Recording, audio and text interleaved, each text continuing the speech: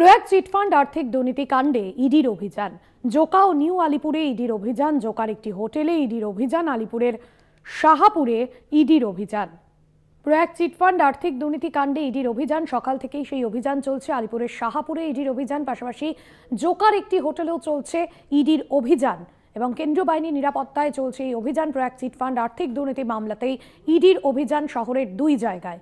শুভ্রজিৎ চক্রবর্তী আমাদের প্রতিনিধি রয়েছেন ফোন লাইনে। শহরের দু জায়গায় ইডির অভিযান, এখনো পর্যন্ত কি ইডির আধিকারিকদের তল্লাশি অভিযান চলছে? কি আপডেট পাচ্ছ?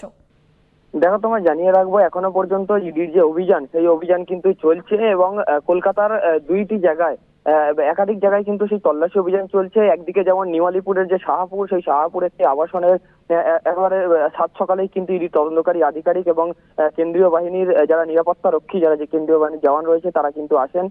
সেখানেও কিন্তু যেমন তল্লাশি চালানো হচ্ছে। এর পাশাপাশি তোমায় জানিয়ে রাখবো, বেহালার যে জোকাতে কিন্তু একটি হোটেল অ্যান্ড রিসর্ট, সেখানে কিন্তু ইডির পক্ষ থেকে সেই তল্লাশি অভিযান চালানো হচ্ছে।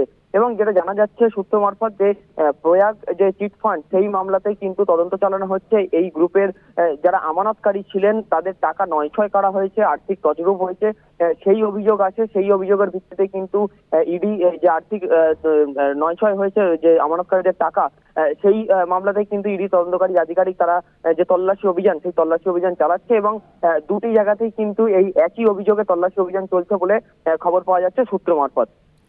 একদমই ধন্যবাদ জানাবো। শুভ্রজিৎ চক্রবর্তী আমাদের প্রতিনিধি ছিলেন ফোন লাইনে।